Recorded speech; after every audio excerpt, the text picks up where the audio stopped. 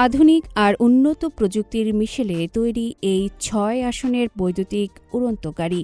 এই গাড়িটি নকশা করা হয়েছে মূলত শহুরে যাতায়াতের কথা মাথায় রেখে।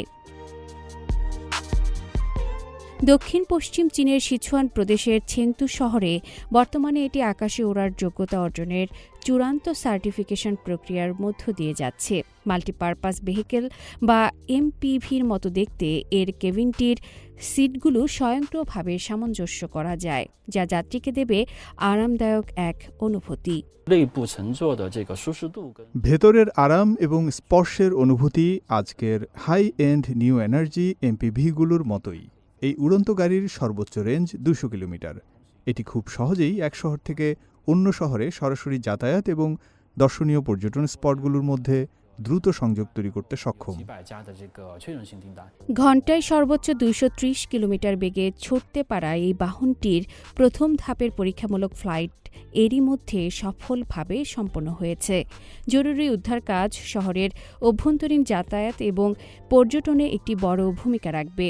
যেমন ছিংছেং পর্বত থেকে শুয়াংলিউ আন্তর্জাতিক বিমানবন্দরের সড়ক পথে যেখানে ঘণ্টার পর ঘণ্টা লেগে যেত, সেখানে এই আকাশপথে সময় লাগবে মাত্র ৯ মিনিট।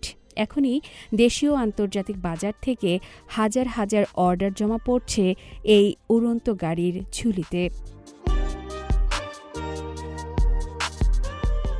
এদিকে পিছিয়ে নেই দক্ষিণ চীনের কোয়াংচৌ শহরও। সেখানে হ্যাক কোম্পানির আরেকটি মডেলের উড়ন্ত গাড়ি প্রথম পাবলিক ফ্লাইট সম্পন্ন করেছে। ৯৫০ কেজি ওজনের এই বাহনটি তৈরি হয়েছে সমুদ্র, পাহাড় ও দীর্ঘ পথ পাড়ি দেওয়ার জন্য। এটিতে সাধারণ গাড়ির মতো সাইড ওপেনিং দরজা এবং ২টি আসন রয়েছে। এটি যে কোনো ভবনের ছাদ থেকে টেক অফ এবং ল্যান্ডিং করতে পারে।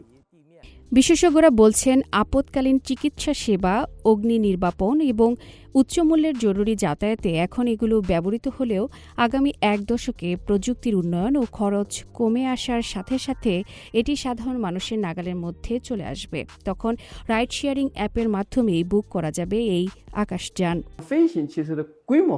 আমরা আশা করছি ২০৩৫ সালের দিকে বড় পরিসরে উড়ন্ত গাড়ির বাণিজ্যিক ব্যবহার শুরু হবে।